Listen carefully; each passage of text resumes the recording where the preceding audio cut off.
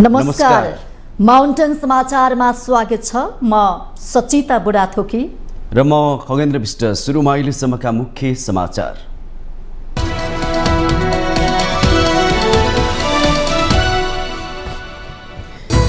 अविरल वर्षाले देशका विभिन्न स्थानमा बाढी, डुबान र पहिरोले जनजीवन प्रभावित। 2 जनाको मृत्यु, 9 जना बेपत्ता, दर्जनौं सडक अवरुद्ध। गृहमन्त्रीको जवाबपछि पनि एमालेद्वारा प्रतिनिधि सभाको बैठक सुचारू हुन सकेन। हात जोड्दै गृहमन्त्री श्रेष्ठले भने 35 दिन सिवाइसीलाई विश्वास गरौं। हरेक विषयमा संसद अवरुद्ध गर्ने परम्पराको अन्त्य हुनुपर्ने कांग्रेसको भनाई। सरकारले गरेका राम्रा कामलाई सहयोग गर्न माओवादी केन्द्रको आग्रह। 5 रुपियाँका 15 करोड थान सिक्का टकमरी गर्न नेपाल राष्ट्र बैंकलाई स्वीकृति दिने सरकारको निर्णय। साइबर सुरक्षा नीति पनि स्वीकृत। जनतामाथि डोजर चलाएर परियोजना बनाउन नहुने सांसदहरूको जोड। परियोजनाहरूको वातावरण परीक्षण मूल्याङ्कन इमानदारीपूर्वक हुनुपर्ने भनाई। पाकिस्तानका पूर्व प्रधानमन्त्री इमरान खानले 5 वर्षसम्म चुनाव लड्न नपाउने। पीटीआईका नेता खानमाथि पाकिस्तानको निर्वाचन आयोगले लगायो रोक। र 5 मध्ये तेस्रो टी20 क्रिकेटमा घरेलु टोली वेस्ट इन्डिजलाई भारतले हरायो। 7 विकेटको जितसँगै भारत श्रृङ्खला गुमाउनुबाट जोगियो। सूर्यकुमार यादवले बनाए 83 रन।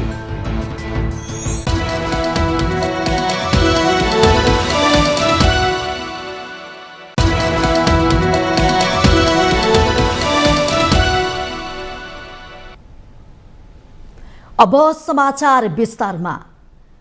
सोमबार रातिदेखिको अविरल वर्षाको कारण देशका विभिन्न स्थानमा बाढी, डुबान र पहिरोबाट जनजीवन प्रभावित भएको छ। भारी वर्षाको कारण सडक, घर, विद्यालय क्षेत्र जलमग्न हुँदा जनजीवन प्रभावित भएको हो। देशका विभिन्न 18 स्थानमा भारी वर्षा मापन भएको जल तथा मौसम विज्ञान विभाग बाढी पूर्वानुमान महाशाखाले जानकारी दिएको छ। मकवानपुरको बागमती गाउँपालिका 5 सिग्रे देवहारमा पहिरोमा परेर 1 जनाको मृत्यु भएको छ भने 3 जना बालबालिका सहित 6 जना बेपत्ता भएका छन्।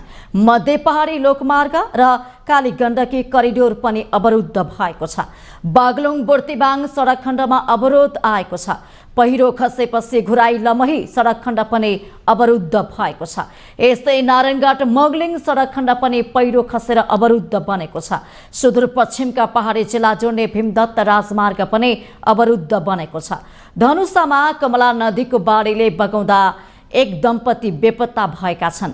गणेशमान चारनाथ नगरपालिका 7 का 35 वर्षीय साजन परियार र उनकी श्रीमती 30 वर्षीय माया परियार बेपत्ता भएका हुन्। चुरे क्षेत्रमा भएको अविरल वर्षापछि आएको बाढीले धनुषामै 3 जनालाई बगाएको छ। ती मध्ये 1 जनाको मृत्यु भएको र 2 जनाको अवस्था अज्ञात रहेको जिल्ला प्रहरी कार्यालय धनुषाले जनाएको छ। अविरल वर्षाको कारण बर्दियाको बाढी मापन केन्द्रमा जल सतहले खतरा तह पार गरेको छ। बर्दियाको बबई तटीय क्षेत्रमा उच्च सतर्कता अपनाउन बाढी पूर्वानुमान महाशाखाले अनुरोध गरेको छ। यस्तै कमला नदी सिन्धुली रानीबासको जलमापन केन्द्र जल सतहले सतर्कता पार गरेको छ।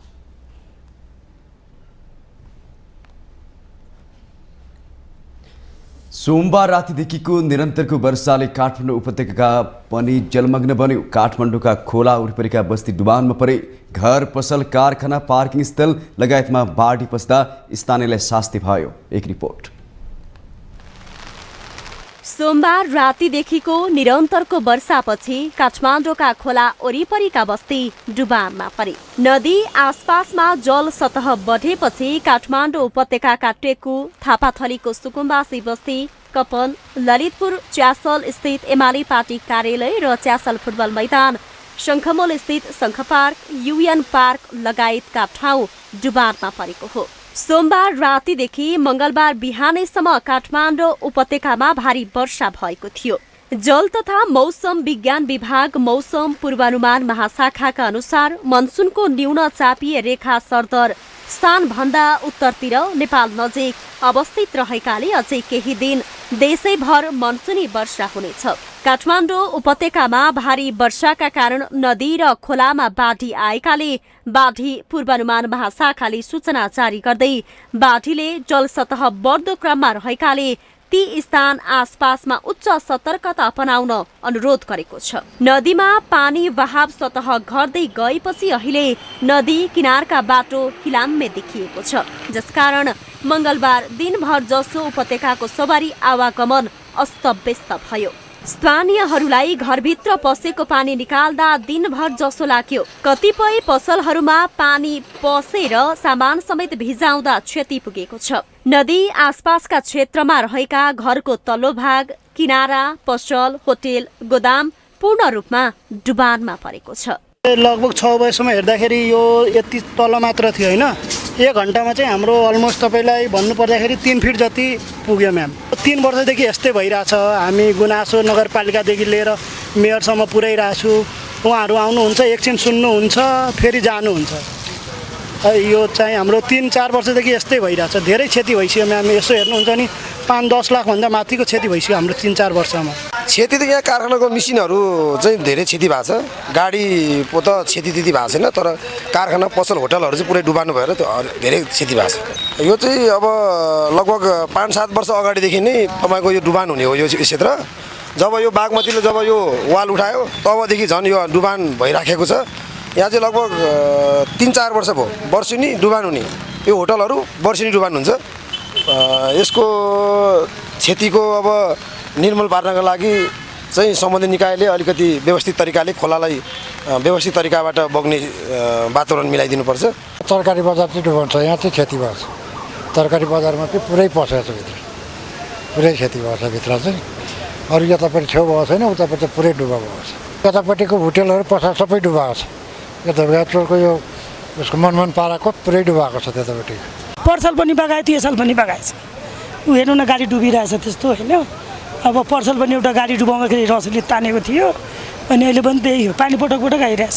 हरेक वर्ष पानी आउँछ। यो बाँध लगाउनु पर्यो होइन। यो चाहिँ अलिकति बलुवा सलुवा के राखेर बाँध लगाउनु पर्यो। यो पानी नपस्ने व्यवस्था गर्नु पर्यो कि अलि राम्रो गर्नु पर्यो। ढलको उचित निकास नहुनु, नदी खोला किनारमै जोडेर घर बनाउनु अनि त्यसको प्राकृतिक बहावलाई अवरोध गर्दा हरेक वर्ष काठमाडौँ उपत्यका वर्षायाममा जलमग्न हुने गरेको छ। स्थानीय सरकारले विस्तार भइरहेका नदी खोलाका किनारमा बस्तीलाई व्यवस्थित गर्न नसके यो समस्या आगामी दिनमा झनै बढ्ने प्रश्न छ। माउन्टेन टेलिभिजन एसडीका लागि क्यामेरामा पूरन सुवेदीका साथमा उषा काफ्लेको रिपोर्ट। भौतिक पूर्वाधार तथा यातायात मन्त्री प्रकाश ज्वालाले वर्षाको कारण क्षतिग्रस्त भएका सडक र पुल तत्काल निर्माण गरेर नागरिकको जनजीवन सहज बनाउन निर्देशन दिनु भएको छ। उहाँले अविरल वर्षापछि भौतिक पूर्वाधारका क्षेत्रमा भएको क्षतिको विवरण तत्काल सङ्कलन गर्न र तत्काल पुनर्निर्माणमा सुरु गर्न मातहतका निकायलाई निर्देशन दिनु भएको हो। सोमबार अपराह्नदेखि परेको अविरल वर्षाले देशका विभिन्न ठाउँमा मानवीय र भौतिक क्षति भएको छ। मन्त्री ज्वालाले देशभरका सडक, पुल र यातायातका क्षेत्रमा भएको विवरण तत्काल सङ्कलन गर्न पनि निर्देशन दिनु भएको छ। अविरल वर्षापछि सुदूरपश्चिम प्रदेशका 7 पहाडी जिल्ला जोड्ने भीमदत्त राजमार्ग भाँसिएको छ। ठाउँ ठाउँमा पहिरो गएको सडक विभागले जनाएको छ। सडक भाँसेपछि आवत पूर्ण रूपमा बन्द भएको छ।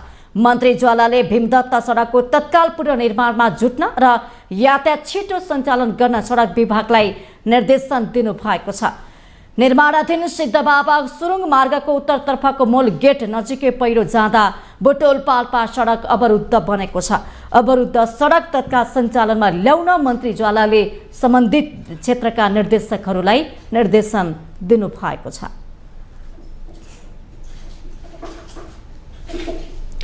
प्रमुख प्रतिपक्षी नेकपा एमाले मङ्गलबार पनि प्रतिनिधि सभाको बैठक अवरुद्ध गरेको छ। सुन तस्करीको विषयमा उच्चस्तरीय छानबिन समितिको माग गर्दै एमाले संसद अवरुद्ध गरेको हो। उपप्रधान तथा गृहमन्त्री नारायण काजी श्रेष्ठले बोलेपछि पनि एमाले संसद अवरुद्ध गरेको हो। सुन तस्करी प्रकरणमा आफूहरूले उठाएको मागको गोलमोटोल चित्त बुझ्दो जवाब नदिएको भन्दै एमाले संसद अघि बढ्न नदिएन। गृहमन्त्री श्रेष्ठले बोलिसकेपछि एमालेका सांसदले उठेर विरोध जनाएका थिए। त्यसपछि सचेतक महेश बर्तौलाले बोल्दै उच्चस्तरीय छानबिन समिति गठन गर्नुपर्ने आफूहरूको माग यथावत रहेको बताउनु भएको थियो। उठाएको उच्च स्तरीय छानबिन समितिको माग के भयो? म गृहमन्त्रीज्यू मार्फत सरकारलाई सोध्न चाहन्छु, म सभामुख महोदय मार्फत सरकारलाई सोध्न चाहन्छु, गृहमन्त्रीलाई सोध्न चाहन्छु, के भयो? किन यो विषय तपाईँले उठाउन चाहनु भएन? बर्तौला बोलिसकेपछि काङ्ग्रेस सांसद रामहरि खतौडाले गृहमन्त्रीले जवाब दिइसकेपछि सदन अगाडि बढ्नुपर्ने माग राख्नुभयो। खतौडा बोल्दै गर्दा काङ्ग्रेसका अर्का सांसद राजन केसीले पनि प्रतिपक्षको मागप्रति विरोध जनाउनु भयो। यहाँ सबैको आवाज सुनिनुपर्छ सभामुख महोदय। काङ्ग्रेस सांसदहरू बोल्दै गर्दा एमालेका सांसदहरूले भने छानबिन समिति गठन हुनुपर्ने भन्दै नाराबाजी गरेका थिए। एमालेका सांसदहरूले नाराबाजी नरोकिएपछि सभामुख देवराज घिमिरेले बुधबार 1 बजेसम्मका लागि बैठक स्थगित गर्नुभएको थियो। यसअघि सदन खुलाउने विषयमा शीर्ष नेतृत्वको विभिन्न चरणमा छलफल भएको थियो। त्यस क्रममा सबै दलका एक जना र स्वतन्त्र सांसदलाई आकस्मिक समयमा बोल्न दिने र त्यसपछि गृहमन्त्रीले जवाब दिने सहमति भएको थियो।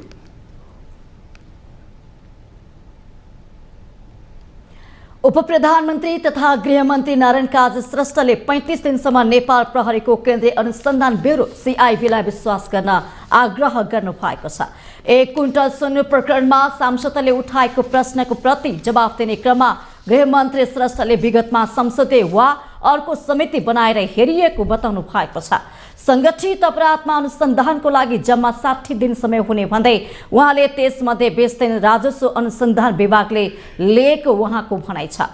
बाँकी 40 दिनमध्ये 5 दिन सरकारी वकिललाई चाहिने र CIB ले 35 दिन काम गर्न पाउने गृहमन्त्री श्रेष्ठको तर्क थियो। यो समयमा उसले नेक्सस पत्ता लगाउँछ र दोषीलाई कारबाहीको दायरामा ल्याउन सक्छ भन्ने आफूहरूलाई विश्वास रहेको उहाँले बताउनु भएको छ। अपराधी लुकाउने दुर्नीति देखा पर्यो भने नयाँ सिराबाट बहस गर्नु उपयुक्त हुने भन्दै गृहमन्त्री श्रेष्ठले हात जोड्दै यसलाई डिले नगर्न पनि आग्रह गर्नुभयो। पर्ने हो भनेर प्रतिवेदनसहित CIB लाई बुझाइयो। CIB को लागि अब 40 दिन मध्ये 5 दिन जति चाहिँ सरकारी वकिलको कार्यालयमा जान्छ। 35 दिन CIB ले काम गर्न पाउँछ। त्यति काम गर्दा उसले पहिचान गर्छ दोषीहरूलाई, यसको नेक्ससलाई र कारबाहीको दायरामा ल्याउन सक्छ भन्ने हामीलाई विश्वास छ। गृहमन्त्री नारायण काजी श्रेष्ठले प्रहरी अनुसन्धानमा दोषी देखे माओवादी केन्द्रका नेता हुन् कि अरू कुनै पार्टीका नछुट्ने प्रश्न पार्नुभयो। दोषी देखियाहरू सबै कारबाहीको दायरामा आउँछन्। अनुसन्धानका तथ्य प्रमाणले दोषी देखाएका कोही उम्कन नपाउने उहाँले दाबी गर्नुभयो। प्रतिनिधि सभाको बैठकको सुरुमै बोल्दै नेकपा एमालेका सांसद योगेश भट्टराईले गृहमन्त्रीले आफ्नै टेबल अघिको फाइल नदेखेपछि एमाले उच्चस्तरीय छानबिन समिति बनाउन माग गरेको बताउनु भएको थियो। मङ्गलबार प्रतिनिधि सभा बैठकमा सांसद भट्टराईले विगतमै पनि त्रिभुवन अन्तर्राष्ट्रिय विमानस्थलबाट सुन तस्करी भएको र त्यसमा उच्चस्तरीय नेताहरू समेतको संलग्नता छ भनेर प्रहरीले दिएको प्रतिवेदन गृहमन्त्रीको टेबलमा थन्किएको आरोप लगाउनुभयो। सुन तस्करी प्रकरणमा गृहमन्त्री र अर्थमन्त्रीलाई कसले सोधपुछ गर्ने भन्दै उहाँले प्रश्न गर्नुभयो। पोलिटिकल कमिसार तपाईको फिल्ड कमिसारको छ, तपाईको आदेश फिल्ड कमिसारले मानेको छैन कि फिल्ड कमिसारको सूचना तपाईले भेरिफाई गर्नुभएको छैन, हामीलाई गम्भीर शङ्का छ। त्यसकारण गृहमन्त्रीजीसँग पनि बयान कसले लिन्छ? के CIB ले लिन्छ? के राजस्व अनुसन्धानले लिन्छ? अर्थमन्त्रीजीमाथि हाम्रो प्रश्न छ, प्रधानमन्त्री कार्यालयमाथि हाम्रो प्रश्न छ, राष्ट्रिय अनुसन्धान विभागमाथि हाम्रो प्रश्न छ। यत्र निकाय त्रिभुवन अन्तर्राष्ट्रिय विमानस्थलमा हुँदा यी कहाँ सुतेका थिए? यिनीहरूमाथि प्रश्न कसले उठाउँछ? कांग्रेसका महामन्त्री एवं सांसद विश्वप्रकाश शर्माले हरेक विषयमा संसद अवरोध गर्ने परम्पराको अन्त्य हुनुपर्ने भन्दै संविधानले बलियो बनाएका संस्थाहरूप्रति अविश्वास गर्ने र राजनीतिक सहमतिमा बनेका छानबिनहरूप्रति विश्वास गर्ने गलत अभ्यास हुने तर्क गर्नुभयो भनेर म माग गर्न चाहन्छु। व्यक्तिगत रूपमा विश्वप्रकाश शर्मा मात्र होइन, म नेपाली कांग्रेस पार्टीको तर्फबाट पनि माग गर्न चाहन्छु। त्यो माग भनेको के हो भने कानुन र संविधानले बलियो बनाएका यी संस्थाहरूप्रति हामी विश्वास किन गर्न सकिरहेका छैनौँ, छानबिन यसमा गरौँ। त्यसैगरी राष्ट्रिय स्वतन्त्र पार्टीका सभापति रवि लामिछाने ठूला 3 दलका शीर्ष नेताहरूले आफ्नो स्वार्थको आधारमा सांसद बन्द र खुल्ला गर्ने आरोप लगाउनुभयो। कमजोरीहरूको कारणले यसलाई किन आज प्रश्न उठ्ने बनायौँ।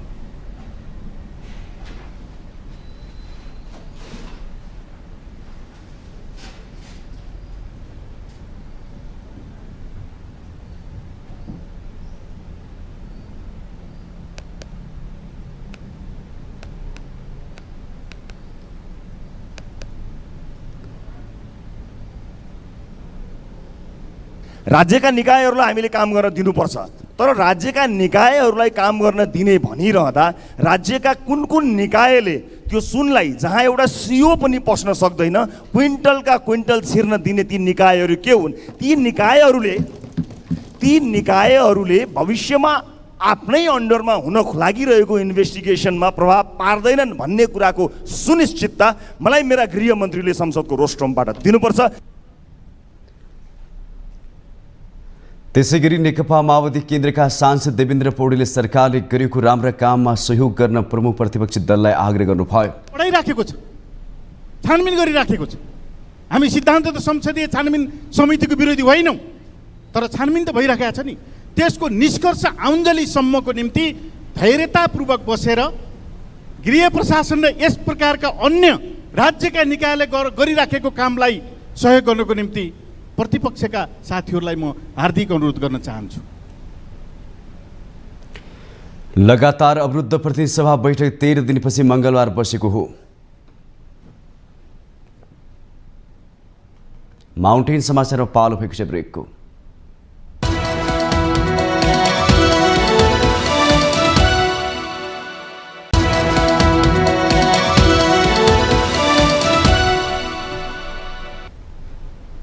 ब्रेकपछि पुनः स्वागत छ। अब बाँकी समाचार। सरकारले नेपाल राष्ट्र बैंकलाई 5 रुपियाँका 15 करोड थान सिक्का टकमरी गर्न स्वीकृति दिएको छ। मंगलबार बसेको मन्त्री परिषदको बैठकले राष्ट्र बैंकलाई 5 रुपियाँका 15 करोड थान सिक्का टकमरी गर्ने स्वीकृति दिने निर्णय गरेको हो। बैठकले अर्थ मन्त्रालयको प्रस्तावमा मन्त्री परिषदको उक्त स्वीकृति दिएको छ। मन्त्री परिषदले साइबर सुरक्षा नीति पनि स्वीकृत गरेको छ। बैठक भर्खरै सम्पन्न भएको छ र यो मन्त्री परिषदको बैठकमा अब हामी मैले फेरि पनि दोहोऱ्याउन चाहेँ। अब नियमित प्रक्रियाका आधारमा हामी भोलि मन्त्रालयमा यसो ब्रिफ गर्नेछौँ र आज चाहिँ अलिक मुख्य निर्णय म यहाँको बिचमा राख्न चाहन्छु।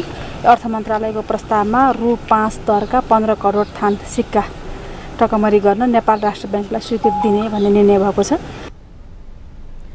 उहाँले बैंकिङ कसुर तथा सजाय सम्बन्धी विधेयक संसदमा पेश गर्न पनि मन्त्री परिषदले स्वीकृत गरेको जानकारी दिनुभएको छ। गौर हत्याकाण्ड पीडित र सरकारबीच 5 बुँदे सहमति भएको छ। 2063 साल चैत्र 7 गते रौतहटको गौरमा भएको घटनामा परि मृत्यु तथा घाइतेका व्यक्तिहरूका सन्दर्भमा आन्दोलनरत गौर हत्याकाण्ड पीडित सङ्घर्ष समिति र गृह मन्त्रालय बीच मंगलबार 5 बुँदे सहमति भएको हो। दुवै पक्ष बीच गौर घटनाको विषयमा तत्कालीन समयमा दर्ता भएका जाहेरी समेतलाई छानबिन र अनुसन्धान गरी तथ्य र प्रमाणको आधारमा दोषीलाई कानुन बमोजिम कारबाही प्रक्रिया अगाडि बढाउने सहमति भएको छ।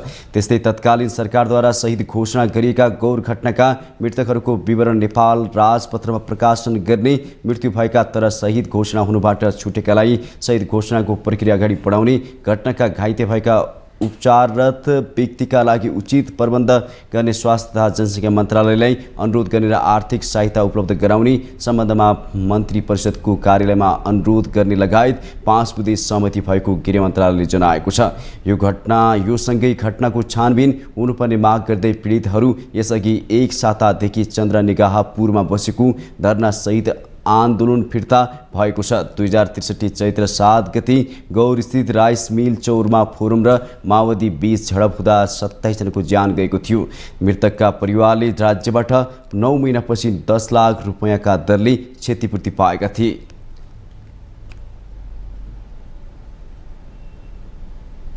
सरकारले सुशासन र पारदर्शिताको चर्को नारा लगाउँदै आएको छ, तर आफू भने त्यस विपरीत काम गर्छ।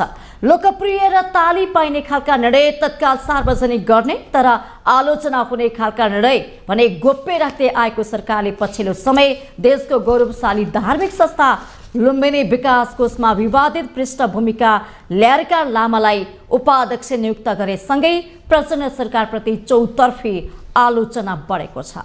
एक रिपोर्ट। दुई पटक प्रधानमन्त्री भएर जनताको मन जित्न नसकेको तर तेस्रो कार्यकालमा भने देशले मात्र होइन पार्टीले पनि बिर्सन नसक्ने काम गर्ने भन्दै एकहोरो रटन लगाउँदै आउनुभएका पुष्पकमल दाहाल प्रचण्डको तर्क यति बेला मुखमा मात्रै सीमित भएको छ। आइतबार मन्त्री परिषदले लुम्बिनी विकास कोषको उपाध्यक्षमा ल्यार्क्याल लामालाई नियुक्ति गर्यो। पर्यटन मन्त्री सुदन किराँतीको सिफारिसमा लामालाई मन्त्री परिषदले विश्वभरका बौद्ध मार्गीहरूको आस्थाको केन्द्र लुम्बिनी क्षेत्र विकाससँगै बौद्ध दर्शनको सुवास फैलाउने जिम्मा दिएको छ। लामा यस्तो अभियोग लागेका व्यक्ति हुन् जसले पैसा राख्ने बैंकको लकरमा बन्दुकको गोली राख्नेदेखि दोहोरो नागरिकता र राहदानी प्रकरणमा विवादित थिए। उनी यस्ता आधा दर्जन गैर कानुनी गतिविधिमा संलग्न रहेको भन्दै प्रहरीले पक्राउ गरे पनि शक्ति केन्द्रको आडमा उन्मुक्ति पाएको आरोप लाग्ने गरेको छ। अर्को अर्थमा भन्ने हो भने उनले जनविश्वास गुमाएका छन्। सुशासन कायम गर्न भ्रष्टाचारका एकपछि अर्को फाइल खोल्ने बताइरहेका पुष्पकमल दाहाल प्रचण्डले विवादास्पद छविका लामालाई नै नियुक्ति गरेपछि सरकारको सडकदेखि सामाजिक सञ्जालसम्म चर्को विरोध भएको छ। ल्यार्क्याल लामाको जुन प्रकरण आयो नि, मुखले एउटा व्यवहारमा अर्को भनेर भन्ने जुन कुरा छ त्यो यसले पनि देखाउँछ। कसैले बोल्नै पर्दैन। तपाईँलाई एउटा कुरो म भनौँ, एउटा उक्ति छ, म त्यसलाई नेपालीमै भन्छु। शब्द तपाईँको शब्दभन्दा बलियो काम हुन्छ, त्यसको मात्रै आवाज बलियो हुन्छ। शब्दको आवाजभन्दा, शब्दको ध्वनिको तीव्रताभन्दा कामको तीव्रता बढी प्रभावकारी हुन्छ भन्ने छ। अब उहाँको कामको तीव्रताको मूल्याङ्कन हामीले गर्छौँ, उहाँको शब्दको र ध्वनिको मूल्याङ्कन हामी गर्दैनौँ। लामा नियुक्ति प्रकरणले लोकतान्त्रिक गणतन्त्रलाई नै खिजाइरहेको छ। संसारभरकै बौद्ध मार्गीहरूको आस्थाको केन्द्र लुम्बिनीको बागडोर उनी जस्ता पात्रलाई सुम्पिँदा हरेक भाषणमा सुशासनको शब्द भट्याउने प्रचण्डको विश्वसनीयतालाई कमजोर बनाएको छ। प्रधानमन्त्रीको सचिवालयले जेसुकै बचाउ गरे पनि माओवादीका धेरै नेताहरू सरकारको यो निर्णयको विरोध गरेका छन्। विगतमा काङ्ग्रेस एमाले हुँदै हाल माओवादी केन्द्रको केन्द्रीय सदस्य समेत रहेका लामा मात्रै लुम्बिनी विकास कोषका लागि उपयुक्त किन ठहरिए? पार्टीभित्र मात्रै होइन, आम नागरिकले प्रश्न उठाएका छन्। सुशासनको खोल ओढेर सरकारले जतिसुकै सस्तो लोकप्रियता कमाए पनि जनताले सत्य के हो निगरानी गरिरहेकै छन्, तर माओवादीका कतिपय नेताहरू त्यसलाई मान्न तयार छैनन्। अहिले सरकारमा रहेर सध्या अध्यक्ष प्रचण्डकै नेतृत्व सरकारमा रहेर हामीले जो सुशासन समृद्धि र सामाजिक न्यायको क्षेत्रमा दृढतापूर्वक हामीले जो काम गरिरहेका छौँ, सुशासन समृद्धि र सामाजिक न्याय यो नेपाली जनताको अपेक्षा पनि हो, राष्ट्रिय आवश्यकता पनि हो। नेपाली जनताको अपेक्षा राष्ट्रिय आवश्यकताको प्रतिनिधित्व गरेर सध्या अध्यक्ष प्रचण्डले जो स्टेप लिइराख्नु भएको छ, यही जगमा सरकारले गरेका सकारात्मक कामलाई होइन जनतासँग जोड्ने, जनतामा जो आकर्षण पैदा भएको छ, उत्साह र ऊर्जा पैदा भएको छ, त्यो उत्साह र ऊर्जालाई सङ्गठनमा बदल्ने अब माओवादीले आफ्नो भूमिकामा चाहिँ अगाडि बढ्छ। लुम्बिनी विकास कोषको उपाध्यक्षको दौडमा प्रसिद्ध गायिका आनी छोइङ डोल्मा, कोषकै पूर्व उपाध्यक्ष सिद्धार्थ महर्जन, सुमार्ग भिक्षु र भिक्षु कुण्डय लगायत थिए। सम्भवतः कमजोर राजनीतिक प्रभाव भएकाहरूलाई पाखा लगाएर सरकारले लामालाई कोषको साँचो सुम्पिएको छ। माओवादीले यो नियुक्ति प्रकरणलाई जतिसुकै ढाकछोप गरे पनि प्रधानमन्त्री प्रचण्ड ल्यार्क्याल पदको रूपमा चित्रित हुने पक्का छ। माउन्टेन टेलिभिजन एचडीका लागि बटुकराज गिरीको रिपोर्ट। नेपाली काङ्ग्रेसका सभापति एवं पूर्व प्रधानमन्त्री शेरबहादुर देउवाले सरकारसँग आदिवासी जनजातिहरूको माग सम्बोधन गराउन आफ्नो पार्टीले सक्दो सहयोग गर्ने बताउनु भएको छ। सभापति देउवाले नेपाललाई सबै समुदायको समानुपातिक समावेशी देशको रूपमा विकास गर्न प्रयत्न गर्ने आश्वासन समेत दिनुभयो। विश्व आदिवासी दिवसको अवसर पारेर मङ्गलबार काठमाडौँमा आयोजित एक कार्यक्रममा उहाँले नेपाली काङ्ग्रेसलाई सबै जाति जनजातिको पार्टी हुने गरी समानुपातिक प्रतिनिधित्व गराउने बताउनुभयो। आदिवासी जनजातिहरूको भाषा, कला र संस्कृतिलाई हेरेपछि नेपालमा के छैन भन्ने अनुभूति आफूलाई हुने गरेको उल्लेख गर्नुभयो।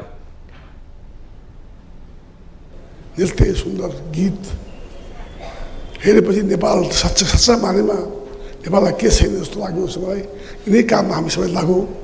मेरो तर्फबाट मेरो पार्टीको तर्फबाट पुरा सहयोग हुने विश्वास व्यक्त गर्दै तपाईँहरूको यो यस कार्यक्रमको भोलिदेखि तपाईँको चाहिँ यो 19 आदिवासी जनजाति दिवस छ।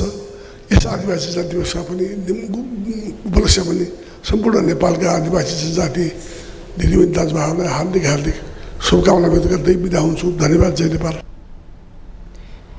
कार्यक्रममा नेपाली काङ्ग्रेसका महामन्त्री गगन कुमार थापाले संविधानको सार्थक कार्यान्वयन आफ्नो पार्टीले मात्रै गर्न सक्ने दावी गर्नुभयो। महामन्त्री थापाले काङ्ग्रेससँग समन्वयका साथ संविधानको सार्थक कार्यान्वयन गर्दै अघि बढ्ने तागत रहेको जिकिर समेत गर्नुभयो। उहाँले कतिपय दलले संविधानमा किञ्चित सुधार आवश्यक नभएको भन्ने गरेको, कतिपय दलले भने त्यसको आमूल परिवर्तन गर्नुपर्छ भन्ने गरेको उल्लेख गर्दै काङ्ग्रेसले उनीहरूलाई समेत नेतृत्व गर्दै संविधानमा आवश्यक सुधार गर्दै लैजाने समेत बताउनुभयो। यसलाई पर्याप्त बनाउने हो, यसलाई थप सुधार गर्दै लिएर जाने हो र काङ्ग्रेसले नै यसलाई सार्थक कार्यान्वयन पनि गर्दै लिएर गएर यही व्यवस्थाभित्र हामी सबैको चाहनाहरूलाई सम्बोधन गर्दै जाने स्थिति बनाउने छ भन्ने खालको अवस्थामा हामीले नै पुर्याउनुपर्छ। हामीले त्यो जिम्मेवारी निर्वाह गर्न सकेनौँ भने अरू कसैले पनि जिम्मेवारी निर्वाह गर्न सक्दैन। यो मैले अहङ्कार राखेर भनेको होइन, किन बाई डिजाइनै पनि काङ्ग्रेस के हो, नेपाली काङ्ग्रेस पार्टीसँग त्यो समन्वय गर्ने ताकत छ, काङ्ग्रेससँग सम्हाल्ने ताकत छ। देशमा सम्हाल्नु पर्यो भने काङ्ग्रेस बलियो भयो भने मात्रै सम्हाल्न सक्छ। महामन्त्री थापाले सबै नेपाली देशभक्त हुन् भन्ने मान्यताको आधारमा नेपाली काङ्ग्रेस अघि बढ्ने भन्दै सबै जाति, धर्म, संस्कृति र संस्कारको उत्तिकै सम्मान गर्ने आश्वासन दिनुभयो।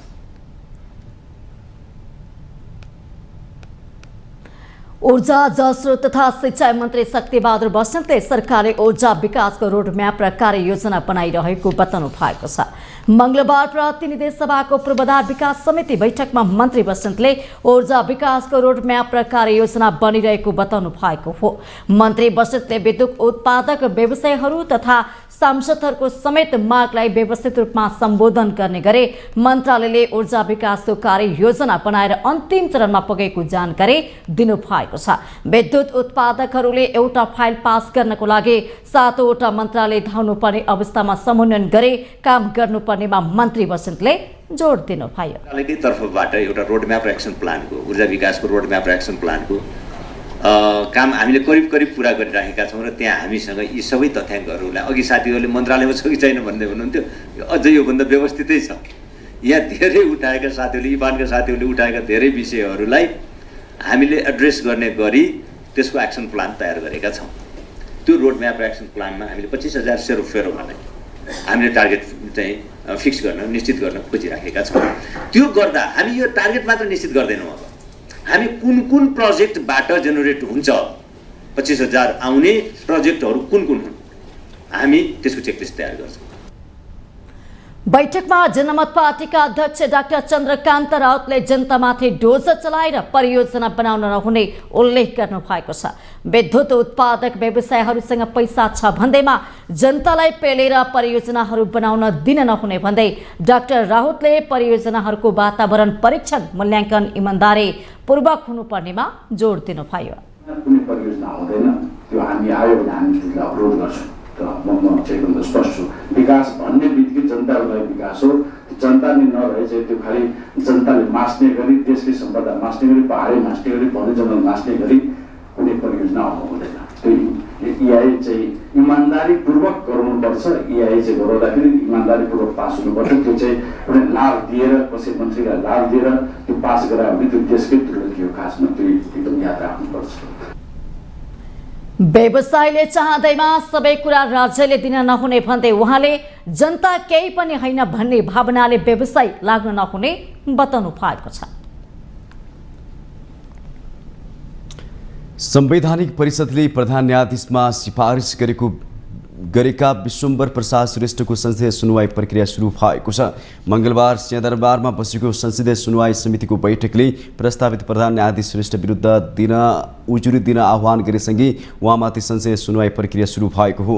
गत साउन 18 गते बसेको संवैधानिक परिषद बैठकले सर्वोच्च अदालतका वरिष्ठ न्यायाधीश श्रेष्ठलाई प्रधान न्यायाधीशमा सिफारिस गरेको हो। सिफारिसमाथिको सुनवाई प्रक्रियाका लागि 10 दिने उजुरी आह्वान गर्ने निर्णय गरिएको समितिका ज्येष्ठ सदस्य पशुपति शमशेर राणाले जानकारी दिनुभयो। प्रधान न्यायाधीशको बारेमा सर्वसाधारणलाई जानकारी दिने र प्रस्तावित व्यक्ति प्रस्तावित पदको लागि अनुपयुक्त लागेमा सूचना प्रकाशित भएको मितिले 10 दिनभित्र स्पष्ट आधार खोली मर्यादित भाषामा समिति समक्ष सूचना वा उजुरी दिन सरकारी सञ्चार माध्यमहरू मार्फत सूचना प्रकाशित गर्न प्रस्ताव गर्दछु। मान्य सदस्यहरू, सुनवाईको लागि समितिमा प्राप्त प्रस्तावित व्यक्तिको नियुक्तिको अनुपयुक्तताको सम्बन्धमा उजुरी माग गर्ने सम्बन्धमा सूचना प्रकाशन तथा प्रसारण गर्न समिति सचिवलाई निर्देशन दिन्छु। हरिकृष्ण कार्की उम्मेदवारका कारण गत साउन 20 गते नै प्रधान न्यायाधीशबाट अवकाश पाएपछि नयाँ प्रधान न्यायाधीश नियुक्तिका लागि प्रस्तावित प्रधान न्यायाधीश श्रेष्ठमाथि संसदीय सुनवाई प्रक्रिया सुरु भएको हो। संसदीय सुनवाई समितिबाट उहाँको नाम अनुमोदन भए राष्ट्रपतिले नियुक्त गर्ने संवैधानिक व्यवस्था छ।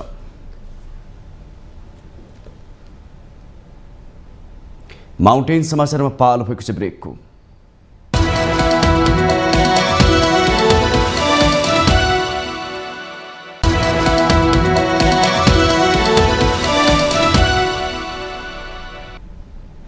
ब्रेकपछि पुनः स्वागत छ। अब बाँकी समाचार। संघीय मामिला तथा सामान्य प्रशासन मन्त्री अमरलाल मोदीले स्थानीय सरकारले गरेका केही कमी कमजोरीलाई लिएर संहिताबारे नकारात्मक टिप्पणी नगर्न आग्रह गर्नु भएको छ। मंगलबार काठमाडौँमा आयोजित एक अन्तर्क्रियामा संघीय मामिला मन्त्री मोदीले प्रदेश सरकार वा स्थानीय सरकारले काम गर्ने सिलसिलामा भएका कमजोरीले संघीयता कमजोर नहुने जिकिर गर्नु भएको छ।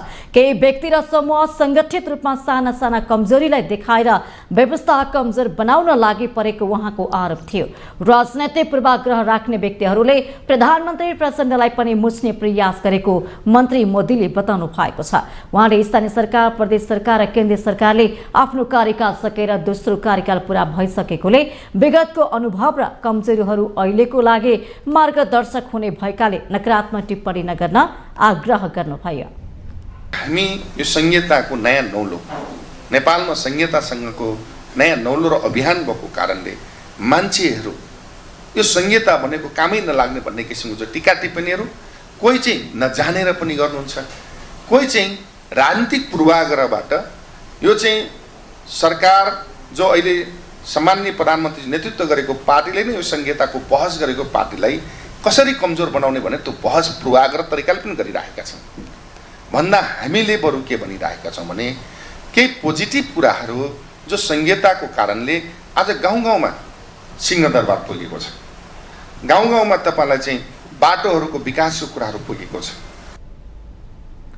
मन्त्री मोदीले काठमाडौँ उपत्यकाभित्र वर्षौंदेखि अखडा जमाएर बसिरहेका कर्मचारीहरूलाई उपत्यका बाहिर पठाएको पनि उल्लेख गर्नुभयो। काठमाडौँ उपत्यका बाहिर कहिले नगएकाहरू अहिले बाहिर जानु परेपछि फर्किन निरन्तर दबाब दिइरहेको उहाँले खुलासा गर्नुभएको छ। बाहिर गएका कर्मचारीले मन्त्रीलाई दबाब दिन नकारात्मक समाचार पनि लेखाएको मोदीको जिकिर छ। उहाँले इतिहासमा कसैले नगरेको काम आफूले गरेको ठोकुवा गर्नुभयो।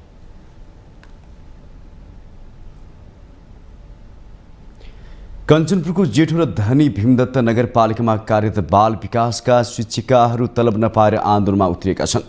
10 महिनादेखि तलब नपाएको भन्दै बाल विकास शिक्षिकाहरूले आन्दोलन गर्दै नगरपालिकाभित्रै धरना दिइरहेका छन्। एक रिपोर्ट। कञ्चनपुरको भीमदत्त नगरपालिका स्थित बाल विकासका शिक्षिकाहरूले 10 महिनादेखि परिश्रम बापतको तलब पाएका छैनन्। जिल्लाका 9वटा स्थानीय तह मध्ये अधिकांश पालिकाहरूले बाल विकास शिक्षक शिक्षिकाहरूलाई तलब दिइसकेको अवस्थामा भीमदत्त नगरपालिकाले भने बजेट अभावको कारण देखाउँदै तलब व्यवस्थापन गर्न सकेको छैन। हामीहरूको माग सधैँको जस्तै एउटै माग छ, हाम्रो तलब हुनु पर्यो टाइममा। 10 महिना भइसक्यो हामीले तलब खाएको छैनौँ होइन।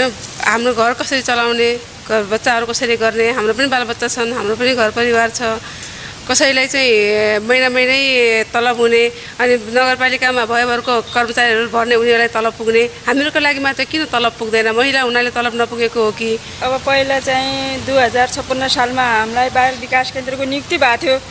त्यति बेलादेखि हामीले कति 5 वर्षसम्म 5 सालसम्म 5 ठाउँमा काम गरे।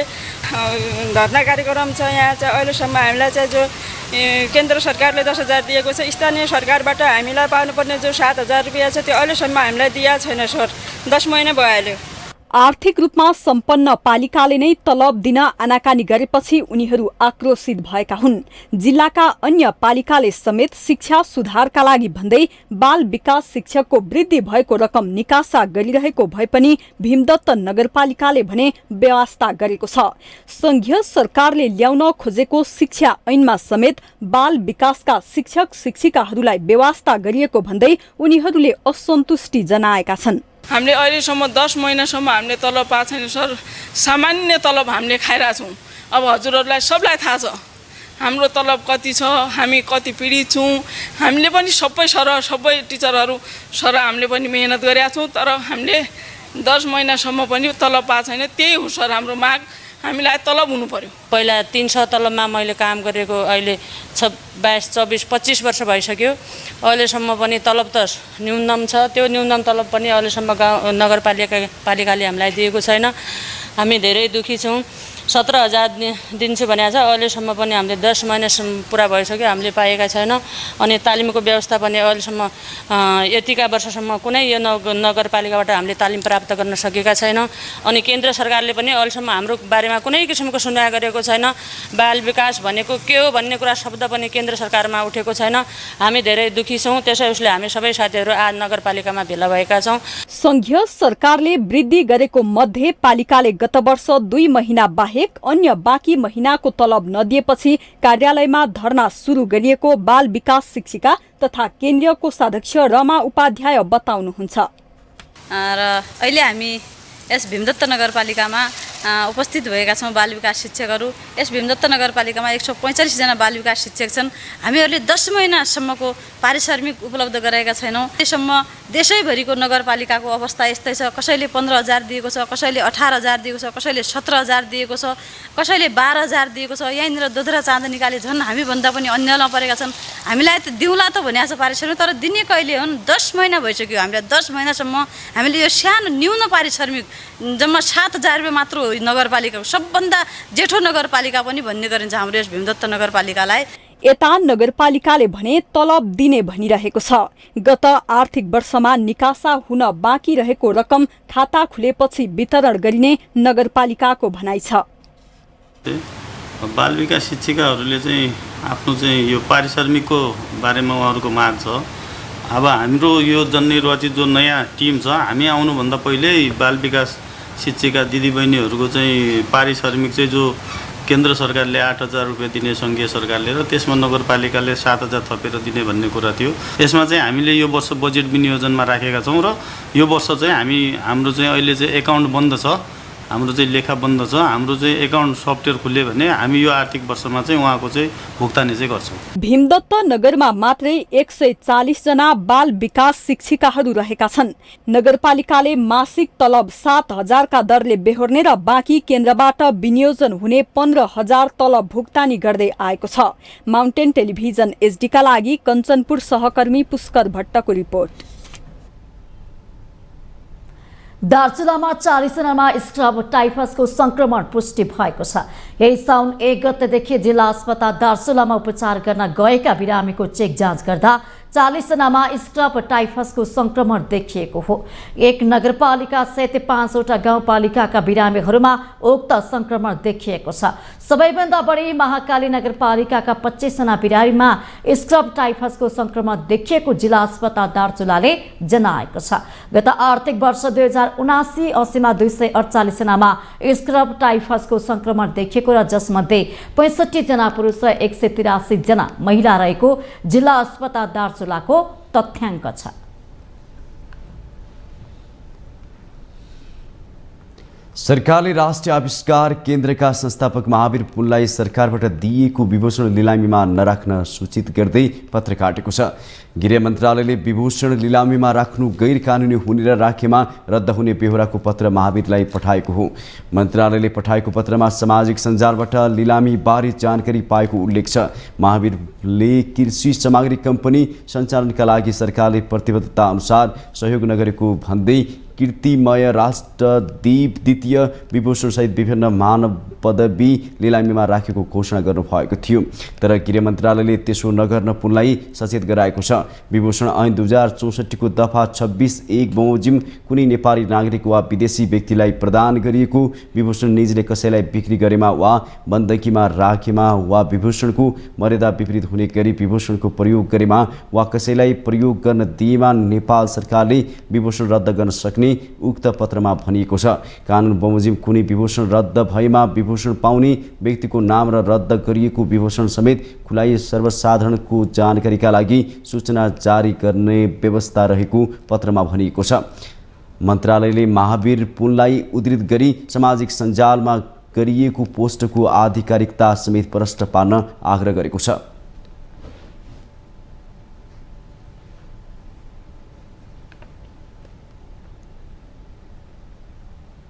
हामीसँग आर्थिक अन्तर्राष्ट्रिय खेल समाचार बाँकी नै छन्। माउन्टेन समाचार पालो भएको छ ब्रेकको।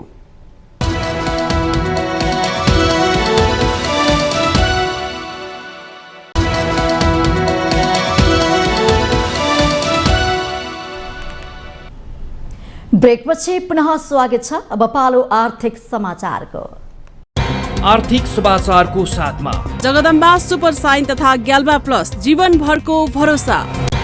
रिद्धि सिद्धि सिमेन्ट रोबोटिक ल्याबमा बनेको स्मार्ट सिमेन्ट।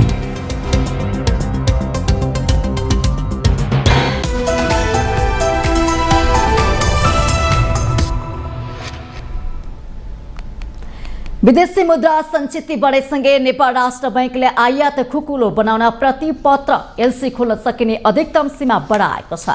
यसअघि एक पटकमा अमेरिकी डलर 50,000सम्मको एलसी खोल्न सकिने व्यवस्था संशोधन गरेर एक पटकमा अमेरिकी डलर 60,000 वा भारतीय रुपियाँ 3 करोड बराबरको आयात गर्न सकिने व्यवस्था लागू गरेको हो।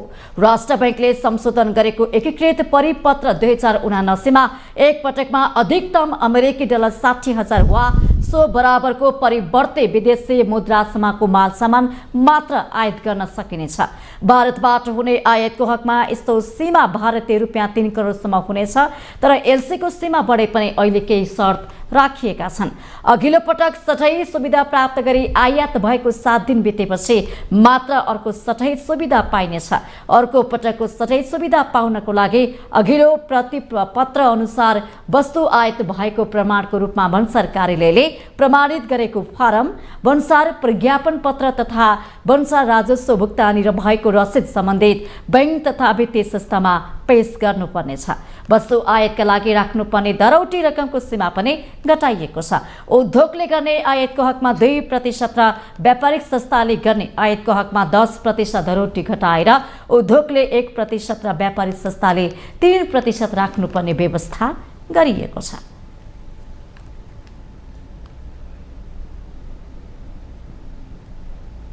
अब पालो अन्तर्राष्ट्रिय समाचारको।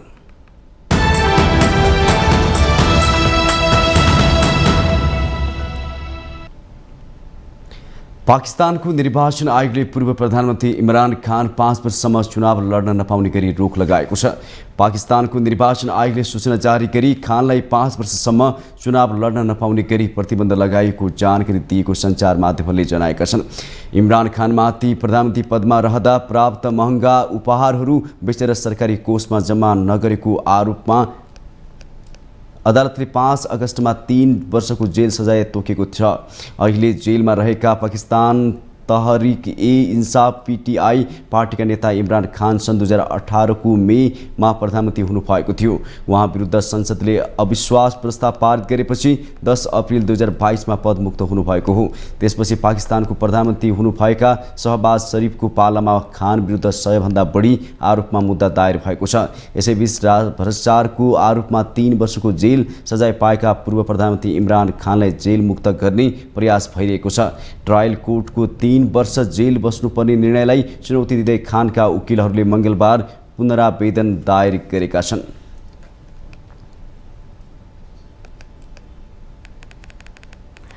इलोन मस्कको ब्रेन चिप कम्पनी न्यूरालिङ्कले आफूलाई अमेरिकाको फुड एन्ड ड्रग FDAले मानव शरीरमा परीक्षण गर्नको लागि स्वीकृति दिएको बताएको छ। यसअघि उक्त स्वीकृति लिनको लागि निकै कठिन भएकाले यसलाई ठूलो उपलब्धि मानिएको छ।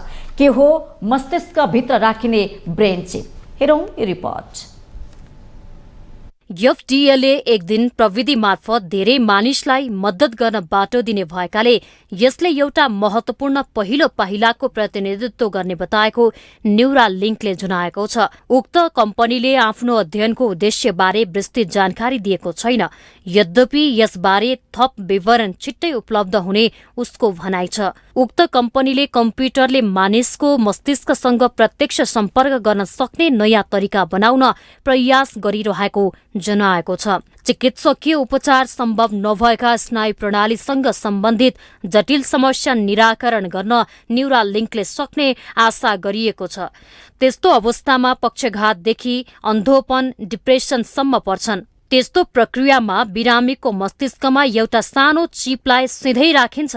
त्यस्तो चिपमा हावा पनि छिर्न नसक्ने हुनाले बाहिरी पदार्थले समेत त्यसलाई असर गर्दैन।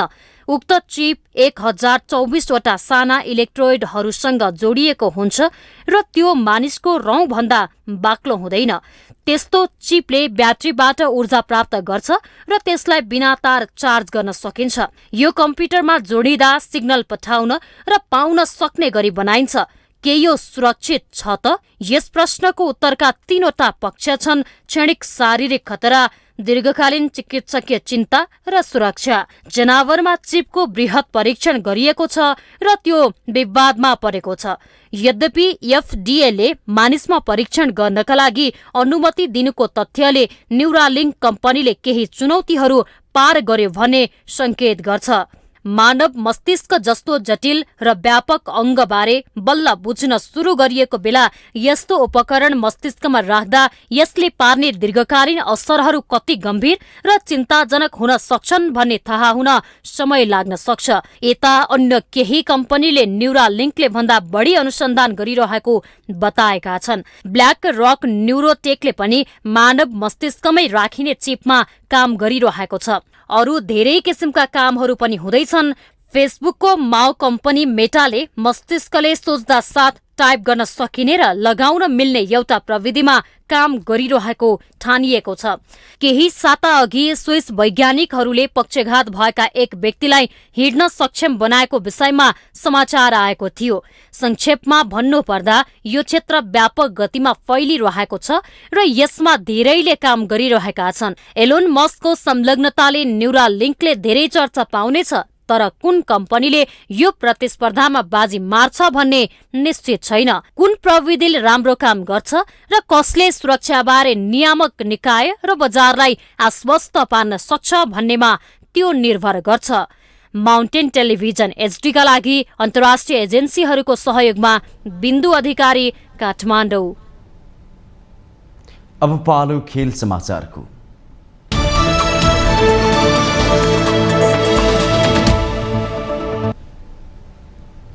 पाँच मध्ये तेस्रो T20 क्रिकेटमा घरेलु टोली वेस्ट इन्डिजलाई 7 विकेटले हराउँदै भारतले श्रृङ्खलामा पुनरागमन गरेको छ। अघिल्ला 2 खेल हारको भारतका लागि श्रृङ्खला जोगाउने जित्ने आवश्यक रहेको खेलमा जित हात लागेको हो। यो सँगै श्रृङ्खलामा वेस्ट इन्डिजको अग्रता 2-1ले छोटिएको छ। जितको लागि 160 रनको लक्ष्य भारतले 17.5 ओभरमा 3 विकेट गुमाउँदै पुरा गर्यो। भारतको जितमा सूर्यकुमार यादवले 44 बलमा 10 चौका र 4 छक्का सहित 83 रन बनाए। यसैगरी तिलक वर्माले 37 बलमा 4 चौका र 1 छक्का सहित 49 रनमा नट आउट रहे। हार्दिक पाण्डे 15 बलमा 1 चौका र 1 छक्का सहित 20 रनमा नट आउट रहे।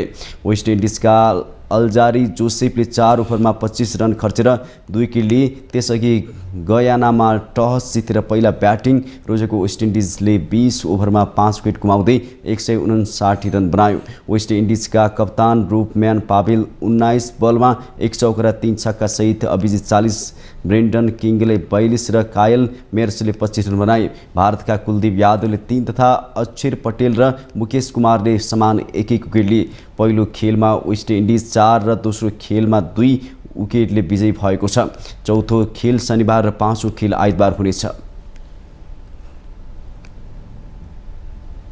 एएफसी कप छनौटको प्रारम्भिक चरणमा भुटानी क्लब पारो एफसीलाई हराउँदै मच्छिन्द्र एफसी प्रारम्भिक चरणको दोस्रो चरणमा पुगेको छ। खेलको 7औं मिनेटमा नै पछि परेको अवस्थालाई उल्टाउँदै खेलमा मच्छिन्द्र विजयी भएको हो। 7औं मिनेटमा पारोका काजु ओहुमाले प्रहार गरेको बल गोलकिपर विशाल श्रेष्ठलाई लाग्दै गोल भयो, तर त्यसको 5 मिनेट पछि नै विमल खर्तीमगरले बराबरी गोल फर्काएका छन्। आयुष घलानले 15 मिनेटमा गोल गरेर मच्छिन्द्रलाई अग्रता दिलाएका छन्। 40औं मिनेटमा ओमा लाजा करिमको पासमा ओलावाले आफिसले गोल गरेपछि मच्छिन्द्र 3-1 को गोलले अघि रह्यो। दोस्रो हाफमा पारोले 1 गोल थपे पनि त्यो जितको लागि पर्याप्त भएन र मच्छिन्द्र 3-2 ले विजयी भएको छ। विजेता मच्छिन्द्रले अब साउन 31 अर्थात् 16 अगस्तमा भारतको इन्डियन सुपर लिग खेल्ने मोहन बगानसँग कोलकातामा खेल्नेछ। यो खेलको विजेताले बङ्गलादेशको ढाका अबहानी र मालदिभ्सको क्लब इगल्स बीचको विजेतासँग अगस्त 22 मा खेल्नेछ। 37 स्मारकीय division league champion church boys united क्लबसँग एएफसी क्लब लाइसेन्स नभएपछि मच्छिन्द्रले एएफसी कप छनौट खेल्न पाएको हो। मच्छिन्द्रले लगातार दोस्रो पटक एएफसी कपको छनौट खेलेको छ।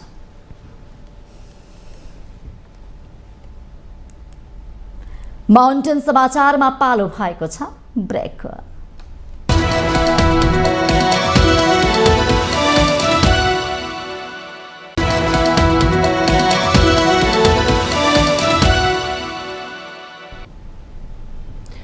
ब्रेकपछि स्वागत छ। योसँगै हामी माउन्टेन समाचारको अन्त्यमा आइपुगेका छौँ। जाँदै मुख्य समाचार पुनः एकपटक।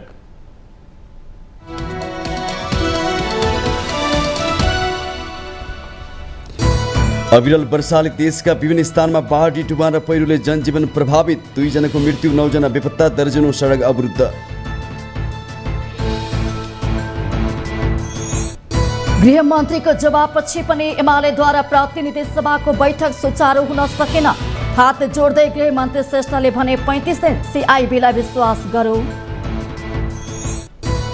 हरेक विषयमा संसद अवरोध गर्ने परम्पराको अन्त्य हुनुपर्ने काङ्ग्रेसको भनाई, सरकारले गरेका राम्रा कामलाई सहयोग गर्न माओवादी केन्द्रको आग्रह।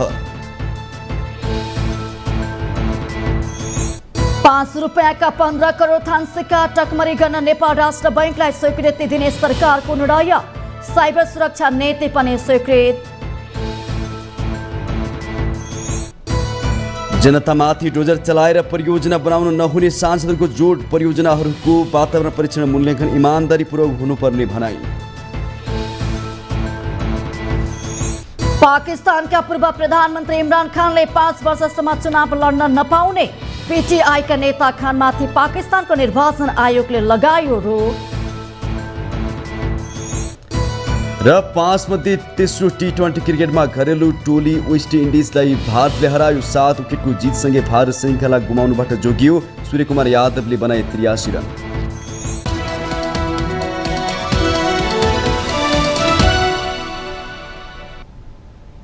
माउन्टेन समाचार अहिलेलाई सकियो। सत्य, तथ्य र निष्पक्ष समाचारको लागि माउन्टेन टेलिभिजन एचडी हेर्दै रहनुहोला। नमस्कार।